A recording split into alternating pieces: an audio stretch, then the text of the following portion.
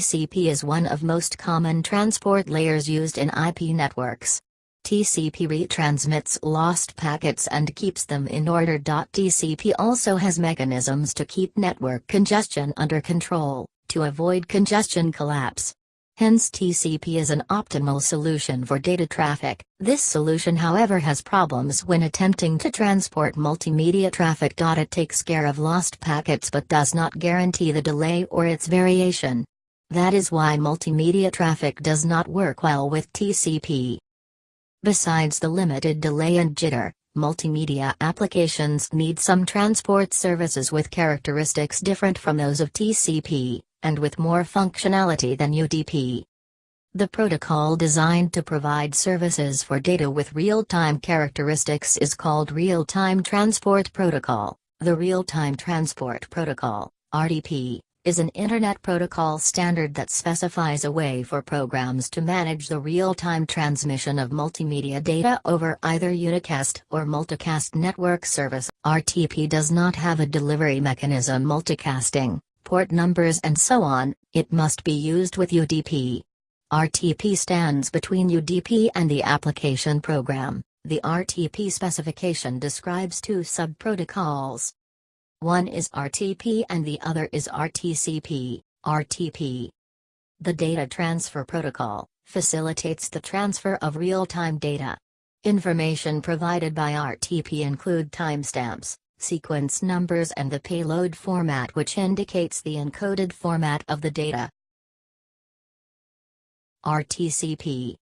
The Control Protocol RTCP is used to specify quality of service, COS, feedback and synchronization between the media streams. The bandwidth of RTCP traffic compared to RTP is small, typically around 5%. RTP is originated and received on even port numbers and the associated RTCP communication uses the next higher odd port number. The RTP header has a minimum size of 12 bytes. After the header, optional header extensions may be present. This is followed by the RTP payload. The first 12 octets are present in every RTP packet, while the list of CSRC identifiers is present only when inserted by a mixer. This field indicates the version of the protocol. Current version is 2. Padding field is used to indicate if there are extra padding bytes at the end of the RTP packet. A padding might be used to fill up a block of certain size, for example as required by an encryption algorithm. The last byte of the padding contains the number of padding bytes that were added, including itself. Extension field indicates presence of an extension header between standard header and payload data. This is application or profile specific. Contributing source field CSRC contains the number of CSRC identifiers that follow the fixed header. Marker field is used at the application level and defined by a profile.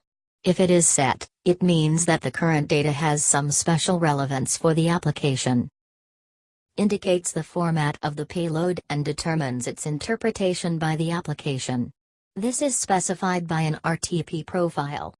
The sequence number is incremented by 1 for each RTP data packet sent and is to be used by the receiver to detect packet loss and to restore packet sequence. The RTP does not specify any action on packet loss, it is left to the application to take appropriate action. RTP timestamp is used to enable the receiver to play back the received samples at appropriate intervals. When several media streams are present, the timestamps are independent in each stream, and may not be relied upon for media synchronization. The granularity of the timing is application-specific. Synchronization source identifier uniquely identifies the source of a stream. The synchronization sources within the same RTP session will be unique. Contributing source IDs enumerate contributing sources to a stream which has been generated from multiple sources. RTP is used extensively in communication and entertainment systems that involve streaming media, such as telephony and television service. It also includes video teleconference applications and web-based push-to-talk features. Thank you. Created using Powtoon.